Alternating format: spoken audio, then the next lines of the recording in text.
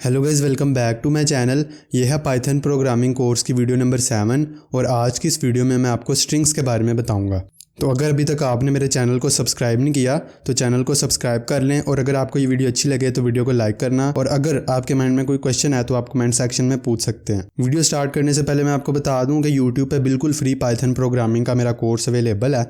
आपने यूट्यूब पे लिखना है तैमूर टेक, इस तरह से मेरा चैनल शो होगा, आपने इसे ओपन कर लेना है और यहाँ पर आपको पाइथन प्रोग्रामिंग का फुल कोर्स इधर मिल जाएगा। इसके अलावा और भी आपको इधर कोर्सेज मिल जाएंगे, तो आप इन्हें देख सकते हैं और इनसे सीख सकते हैं। तो सबसे पहले आपने VS कोड को ओपन कर लेना है। ओपन करने के बाद आपने यहाँ पर आ जाना है और यहाँ से आपने एक न्यू फाइल क्रिएट कर लेनी है। फाइल का नाम आपने रखना है 7.strings.py और आपने एंटर कर देना है। तो ये आपकी इधर फाइल क्रिएट हो जाएगी। तो अब सबसे पहले हम बात करते हैं कि स्ट्रिंग हमारे पास होती क्या है। ये तो आपको पता है ना कि ये डाटा टाइप है, तो इसकी बेसिक सी एक डेफिनेशन मैं आपको बता देता हूँ। तो स्ट्रिंग हमारे पास सीक्वेंस ऑफ करैक्टर्स होते हैं, यानी कि काफ़ी ज़्यादा करैक्टर मिलकर एक स्ट्रिंग बनाते हैं।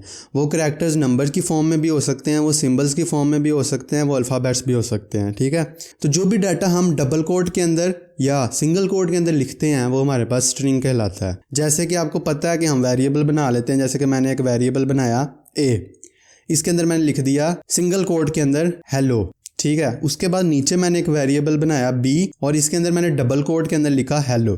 तो ये दोनों ही मेरे पास स्ट्रिंग है, सिंगल कोट वाली भी मेरे पास स्ट्रिंग है और डबल कोट वाली भी स्ट्रिंग है। आप स्ट्रिंग को इन दो तरीकों से लिख सकते हैं, या तो सिंगल कोट के अंदर या फिर डबल कोट के अंदर। तो स्ट्रिंग्स को लिखने का एक तीसरा तरीका भी होता है, वो है ट्रिपल कोट। आप ट्रिपल कोट के अंदर भी स्ट्रिंग्स को लिख सकते हैं। जैसे मैं C वेरिएबल बना लेता हूँ, इसके अंदर मैं ट्रिपल कोट का यूज़ करूँगा और इसके अंदर मैं कुछ भी लिख लूँगा, जैसे दिस इज़ अ लाइन, ये मैंने लिख लिया। तो ट्रिपल कोड का यूज़ आप तब करेंगे जब आपका जो डाटा है वो पैराग्राफ फॉर्म में आ रहा है, यानी कि एक लाइन से ज़्यादा लाइन में आ रहा है, तो तब आप ट्रिपल कोड का यूज़ करेंगे। ठीक है, जैसे कि अगर मैं सिंगल कोड के अंदर कुछ लिख लेता हूँ, मैंने इधर हेलो वर्ल्ड लिख लिया। अब जो वर्ल्ड है वो मैं नेक्स्ट लाइन में इस तरह लिख लेता हूँ, तो ये मुझे एरर देगा, क्योंकि सिंगल कोड के अंदर आप डाटा को सिर्फ एक लाइन में, सिंगल लाइन में लिख सकते हैं। इसी तरह डबल कोड के अंदर भी ऐसे ही होता है। जैसे मैं इसे कॉपी करता हूँ और नीचे ला के मैं इधर पेस्ट कर देता हूँ और इधर भी मैं इसे नेक्स्ट लाइन में लिख लेता हूँ, तो मुझे एरर मिलेगा। लेकिन अगर मैं ट्रिपल कोड के अंदर नेक्स्ट लाइन में लाऊंगा तो मुझे एरर नहीं मिलेगा। तो इस तरह से आप ट्रिपल कोड के अंदर डाटा को मल्टीपल लाइंस में लिख सकते हैं। आई होप आपको इसकी समझ आ गई होगी। तो अब मैं आपको एक फंक्शन के बारे में बताऊंगा जिसकी मदद से आप किसी भी स्ट्रिंग की लेंथ देख सकते हैं। तो उस फंक्शन का नेम है लेन फंक्शन। तो इधर आपने कुछ भी जैसे वेरिएबल बना लेना है, तो मैं इधर बना लेता हूँ str1। अब मैं इसके अंदर कोई स्ट्रिंग वैल्यू देता हूँ, जैसे मैंने इधर लिख दिया वर्ल्ड। ठीक है, तो अब मैंने ये जो स्ट्रिंग बनाई है इसकी लेंथ कितनी है, अगर ये मैं कैलकुलेट करना चाहता हूँ, फाइंड आउट करना चाहता हूँ, तो मेरे पास है लेन फंक्शन, मैं इसका यूज़ कर सकता हूँ। तो वैसे अगर मैं इसे काउंट करूँगा, अगर ज़्यादा बड़ा डाटा है तो उसके ऊपर टाइम लग सकता है, लेकिन अगर छोटा डाटा है वो तो आप खुद भी काउंट कर सकते हैं। जैसे वर्ल्ड है, इसके अंदर कितने करैक्टर आ रहे हैं, 1 2 3 4, तो इसकी लेंथ क्या है, 4 है। ठीक है, इसके अंदर टोटल 4 करैक्टर हैं, ये आप काउंट कर सकते हैं। ठीक है, तो अगर मैं लेन फंक्शन का यूज़ करके इसे काउंट करूंगा तो थोड़ा इजी हो जाएगा। तो अब मैं आपको लेन फंक्शन का यूज़ करके दिखाता हूं। तो मैं इधर लिखूंगा प्रिंट, और प्रिंट के बाद मैं यूज़ करूंगा पैरेंथेसिस का, और इसके अंदर मैं लिखूंगा लेन, और दोबारा से पैरेंथेसिस का यूज़ करूंगा और इसके अंदर मैं लिखूंगा str1। ठीक है, तो ये हमारे पास लेन फंक्शन होता है जिसकी मदद से हम स्ट्रिंग के जो टोटल करैक्टर्स हैं उनकी लेंथ देख सकते हैं। तो मैं इसे रन करता हूँ, तो ये आप इसका आउटपुट देख सकते हैं 4 आ रहा है। ठीक है, तो अगर आपके पास ज़्यादा लंबी स्ट्रिंग है, जैसे कोई पैराग्राफ फॉर्म में आ गई, तो आप लेन फंक्शन का यूज़ करके उसकी लेंथ फाइंड आउट कर सकते हैं। तो अब मैं आपको नेक्स्ट बताता हूँ इंडेक्सिंग के बारे में। बहुत इंपॉर्टेंट टॉपिक है इंडेक्सिंग। ठीक है, तो मैं इधर वेरिएबल बनाता हूँ, उसका मैं नाम रख देता हूँ str2 के नाम से मैं वेरिएबल बना लेता हूँ, और इसके अंदर मैं कोई भी स्ट्रिंग स्टोर करवाऊंगा। जैसे मैंने उसके अंदर लिख लिया पाइथन इज़ बेस्ट। अब मैंने ये लिख लिया, तो अब हम इंडेक्सिंग को समझेंगे। तो मैंने इधर यूज़ किया प्रिंट का, और इसके अंदर मैंने लिखा str2 और इसे मैंने कर दिया रन। तो क्या होगा, ये पूरी स्ट्रिंग आपके सामने प्रिंट हो जाएगी। तो अगर मैं चाहता हूँ कि सिर्फ p प्रिंट हो, जैसे पाइथन लिखा है इसके अंदर सिर्फ ये p है, ये प्रिंट हो, तो उसके लिए मैं इंडेक्सिंग का यूज़ करूँगा। मैं यहाँ पर str2 के आगे मैं स्क्वायर ब्रैकेट ओपन करूँगा और इसके अंदर मैं लिखूँगा 0 और जैसे ही मैं रन करूँगा तो p प्रिंट हो जाएगा। तो अब ये स्क्वायर ब्रैकेट क्या है, 0 क्या है, कैसे इसने p को प्रिंट कर दिया, ये सब मैं आपको अब बताता हूँ। इंडेक्सिंग क्या होती है ये मैं आपको बताता हूँ। तो जैसा कि हमने ऊपर देखा था कि जो सीक्वेंस ऑफ करैक्टर्स हैं वो हमारे पास स्ट्रिंग होते हैं। तो जो p है ये मेरे पास क्या है, करैक्टर है, y करैक्टर है, ये पूरी एक सीक्वेंस ऑफ करैक्टर है और फिर जाके स्ट्रिंग बनी है। तो अगर मैं किसी स्पेसिफिक करैक्टर को एक्सेस करना चाहता हूं तो मैं इंडेक्सिंग का यूज़ करूंगा। तो जो पाइथन प्रोग्रामिंग है इसके अंदर जो इंडेक्सिंग है वो 0 से स्टार्ट होती है। अगर मैं इधर 1 लिखूंगा, 1 लिख के मैं रन करूंगा तो मुझे क्या मिलेगा, y मिलेगा। तो ये आपने याद रखना है, बहुत इंपॉर्टेंट है कि जो इंडेक्सिंग है पाइथन प्रोग्रामिंग में वो 0 से स्टार्ट होती है। मैं इधर लिख देता हूँ ताकि आपको याद रहे, स्टार्ट फ्रॉम 0, ये आपने याद रखना है, ठीक है। और इंडेक्सिंग को यूज़ करने का तरीका क्या है कि आपने वेरिएबल के आगे स्क्वायर ब्रैकेट को ओपन करना है और उसके अंदर आपने जो भी वैल्यू लिखनी है वो उसका आपको आउटपुट प्रोवाइड कर देगा। सिंपल एज डैट, ये हमारे पास होती है इंडेक्सिंग। ठीक हो गया। इसी तरह आप मल्टीपल इंडेक्सिंग का यूज़ कर सकते हैं। जैसे मैंने इधर 1 लिखा, मैं इधर नीचे 2 लिख सकता हूँ, 3 लिख सकता हूँ, 4 लिख सकता हूँ और पहले एक 0 भी लिख लेते हैं इस तरह से 0। तो 0 पे p है, y, ठीक है, 1 2 3 4 o तक प्रिंट होगा। उसके बाद n करवाना है तो इसे कॉपी करें, इधर पेस्ट करें और यहाँ पर आप कर लें 5। तो अब क्या होगा कि पाइथन प्रिंट हो जाएगा। मैं आपको ज़रा रन करवा के इसे दिखाता हूँ। तो ये आप देख सकते हैं कि पाइथन प्रिंट हो गया। इस तरह से भी आप इसका यूज़ कर सकते हैं। ये देखें पाइथन अब प्रिंट हो चुका है इधर। तो ये हमने देखा इंडेक्सिंग को। तो अब हम आगे बात करते हैं स्लाइसिंग की। ये भी बहुत इंपॉर्टेंट टॉपिक है। इंडेक्सिंग और स्लाइसिंग पाइथन में बहुत ही ज़्यादा इंपॉर्टेंट है, ये आपने अच्छे से समझ लेना है। तो मैं यहाँ पर एक वेरिएबल बनाऊँगा str3 के नाम से और इसके अंदर मैं लिख दूंगा आई लव पाइथन। तो अब हम स्लाइसिंग को समझेंगे। तो मैंने इधर लिखा प्रिंट और इसके अंदर मैंने str3 लिखा और स्क्वायर ब्रैकेट को ओपन कर लिया। जैसे हमने ऊपर इंडेक्सिंग में किया वैसे ही आपने इधर कर लेना है। तो सबसे पहले आपको पता होना चाहिए कि स्लाइसिंग होती क्या। तो मैं इधर लिख लेता हूँ कि स्लाइसिंग जो है वो आपको रिटर्न करती है रेंज ऑफ करैक्टर्स। ठीक है, तो जहां पर आप रेंज ऑफ करैक्टर को चाहते हैं कि हम प्रिंट करवाएं वहां पर आप स्लाइसिंग का यूज़ कर सकते हैं। जैसे अगर मैं चाहता हूं कि सिर्फ आई लव तक जो डाटा है ये प्रिंट हो और पाइथन प्रिंट ना हो तो मैं स्लाइसिंग का यूज़ करूंगा।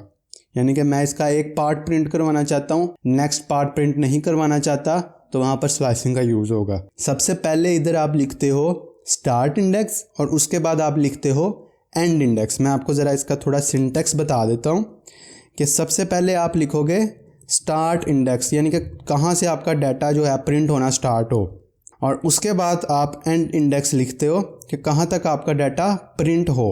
तो इसका सिंटेक्स कुछ इस तरह से होता है। सबसे पहले आप अपने वेरिएबल का नेम लिखते हो, जैसे यहाँ पर है str3।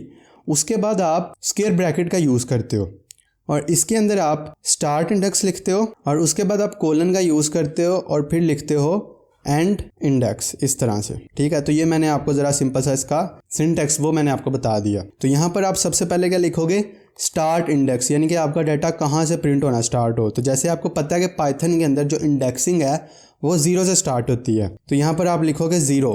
तो 0 पे क्या है, आई है, तो आई प्रिंट होगा। उसके बाद मैं इधर यूज़ करूँगा कोलन का। अब कोलन के बाद आप वो इंडेक्स लिखोगे जहाँ तक आपका डाटा प्रिंट होना चाहिए, एंड इंडेक्स लिखोगे। तो आई 0 पर है, उसके बाद 1 पर स्पेस है, उसके बाद 2 पे क्या है, L है, 3 पे O है, 4 पे V है, 5 पे E है। ठीक है, तो 5 तक जो है मैं इधर लिखूँगा तो प्रिंट हो जाएगा। लेकिन मैं आपको एक और इम्पोर्टेंट बात बताना चाहता हूँ कि अगर मैं इसे 5 तक लिख के रन करवाऊँगा तो E प्रिंट नहीं होगा। मैं इसे रन करता हूँ तो आप देख सकते हैं कि इधर E प्रिंट नहीं हो रहा, V तक इसने सिर्फ प्रिंट किया। तो आपको पाइथन के अंदर हमेशा एक जो इंडेक्स है वो ज़्यादा लिखनी पड़ती है। अगर आप उस डाटा को प्रिंट करवाना चाहते हो तो आपने एक इंडेक्स से ज़्यादा लिखनी है। तो मैं इधर 6 लिखूँगा तो अब E भी आ जाएगा बीच में, E भी प्रिंट होगा। तो ये आप देख सकते हैं कि अब वो E भी प्रिंट हो रहा है, आई लव तक अब इसने प्रिंट कर दिया। ठीक है, तो इस तरह से आप स्लाइसिंग का यूज़ कर सकते हो। तो ये हमारे पास होती है पाइथन में स्ट्रिंग स्लाइसिंग। ये जो मैंने अभी आपको वे बताया है ये है पॉजिटिव इंडेक्सिंग का यूज़ करके।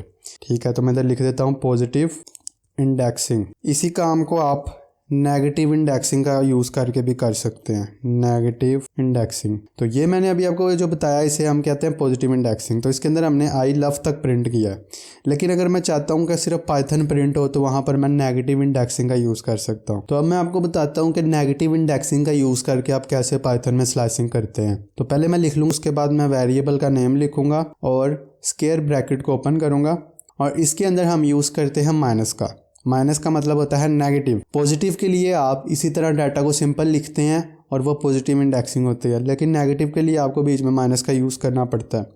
तो इसके अंदर भी आप सबसे पहले लिखते हैं स्टार्टिंग इंडेक्स और फिर जो एंड वाली इंडेक्स है वो आप लिखते हैं। तो यहाँ पर स्टार्ट कहाँ से हो रहा है, तो स्टार्ट जैसे मैं पाइथन को प्रिंट करवाना चाहता हूँ तो P जो है मेरा स्टार्टिंग पॉइंट है, तो ये माइनस से आपने इसको काउंट करना स्टार्ट करना है। तो N इसके अंदर 1 पे है, ठीक है, जबकि पॉजिटिव इंडेक्सिंग में जो हमारे पास स्लाइसिंग है वो 0 से स्टार्ट होती है, लेकिन नेगेटिव के अंदर 1 से स्टार्ट होती है, यानी कि -1 से।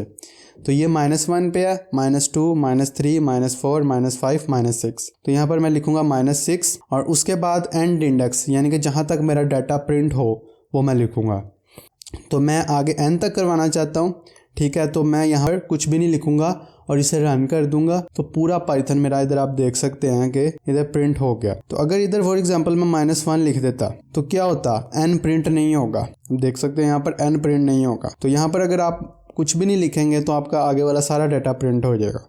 तो इस तरह से आप नेगेटिव इंडेक्सिंग का यूज़ कर सकते हैं। तो नेक्स्ट मैं आपको स्ट्रिंग्स के कुछ मेथड्स बताऊंगा जिनका यूज़ करके आप अपने काम को इजी बना सकते हो। तो यहाँ पर मैं एक वेरिएबल बनाऊंगा, उसका नाम मैं रखूंगा str4 और इसके अंदर मैं एक स्ट्रिंग का यूज़ करूंगा। तो मैं इधर लिखूंगा दिस इज अ स्ट्रिंग। और अब मैं आपको स्ट्रिंग मेथड्स के बारे में बताऊंगा। तो मैं यहाँ पर लिखूंगा प्रिंट और इसके अंदर मैं लिखूंगा str4 और उसके बाद मैं यूज़ करूँगा डॉट का। तो जैसे ही मैं डॉट का यूज़ करूँगा तो ये आप देख सकते हैं कि लिस्ट आ गई है जिसके अंदर काफ़ी ज़्यादा जो मेथड्स हैं वो शो हो रहे हैं जिनका आप यूज़ कर सकते हैं।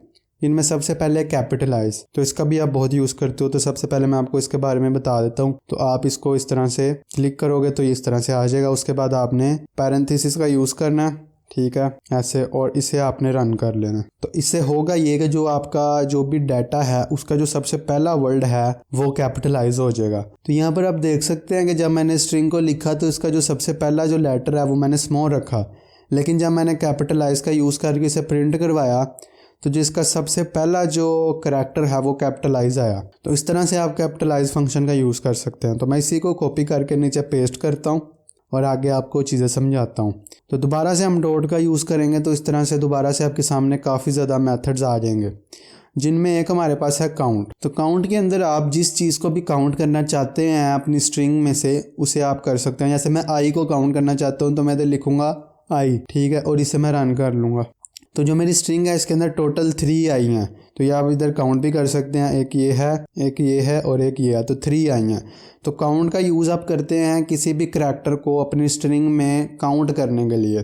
तो इसे मैं कॉपी करके नीचे पेस्ट करता हूँ और आगे नेक्स्ट मेथड की हम बात करते हैं। तो नेक्स्ट जो मेथड है वो है हमारे पास अपर। तो अपर का आपने यूज़ करके इसे रन करना है। तो अपर क्या करता है, आपकी पूरी स्ट्रिंग को कैपिटलाइज कर देता है, ठीक है। इसी तरह हमारे पास लोअर भी होता है। लोअर का यूज़ करके आप अपने पूरे डाटा को स्मॉल कर सकते हैं, लोअर कर सकते हैं, आप देख सकते हैं। इस तरह हमारे पास रिप्लेस भी होता है। तो रिप्लेस का आप यूज़ करते हैं किसी करैक्टर को किसी दूसरे करैक्टर के साथ रिप्लेस करवाने के लिए। जैसे कि इसके अंदर एस है, मेरी स्ट्रिंग के अंदर एस है, तो मैं इधर लिखूंगा एस और इसे मैं किस चीज़ से रिप्लेस करवाना चाहता हूँ वो मैं इधर लिख लूँगा।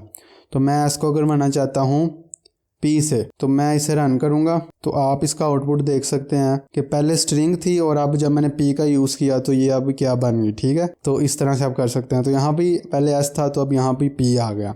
तो नेक्स्ट हमारे पास स्प्लिट फंक्शन है। तो स्प्लिट फंक्शन का यूज़ करके आप वर्ड्स को सेपरेट कर सकते हैं। तो जैसे मैंने इधर स्प्लिट का यूज़ किया और इसके अंदर मैं यूज़ कर लिया सिंगल कोट का और स्पेस का यूज़ कर लिया और इसे मैंने किया रन। तो क्या होगा कि इस तरह से कोमा आएगा, उसके बाद पहले दिस आया, फिर कोमा आया, फिर इस तरह ही सेपरेट हो जाएंगे। तो इस तरह से आप स्प्लिट का यूज़ कर सकते हैं। इसके अलावा पाइथन प्रोग्रामिंग में और भी काफ़ी ज़्यादा मेथड्स और फंक्शंस हैं जिनका हम यूज़ करते हैं। तो अगर मैं आपको सारे फंक्शंस बताने लग गया तो वीडियो बहुत लेंथी हो जाएगी। तो जब हम इन फ्यूचर प्रोग्राम बनाएंगे तो साथ साथ मैं आपको फंक्शंस और भी समझाता रहूँगा, ठीक है। तो वीडियो को मैं यहाँ तक ही इसे क्लोज करता हूँ और फिर हम नेक्स्ट वीडियो में बाकी चीज़ें देखेंगे। और कुछ और चीज़ें भी हैं जैसे आउटपुट फॉर्मेटिंग है, वो मैं आपको पिछली वीडियो में बता चुका हूँ जिसमें हमने आउटपुट इनपुट फंक्शन को देखा था। एस्केप सीक्वेंसेस को देखा था, तो ये हम पहले कवर कर चुके हैं। तो पाइथन में बहुत ज़्यादा मेथड्स हैं स्ट्रिंग के, ठीक है, जो कि हम इन फ्यूचर आने वाली वीडियो में कवर करेंगे। तो इस वीडियो को मैं यहाँ तक ही क्लोज़ करूँगा और नेक्स्ट वीडियो में हम मिलेंगे, ठीक है। तो आपने इस वीडियो की प्रैक्टिस करनी है, जो भी चीज़ आपको समझ नहीं आ रही है आपने वीडियो को दोबारा देखना है और प्रैक्टिस आपने ज़रूर करनी है। और जो 2 इंपॉर्टेंट टॉपिक जो मैंने आपको बताया, इंडेक्सिंग और स्लाइसिंग, इनकी आपने अच्छे से प्रैक्टिस करनी है। तो मैं आपसे नेक्स्ट वीडियो में मिलूंगा, तब तक के लिए गुड बाय, अल्लाह हाफिज़।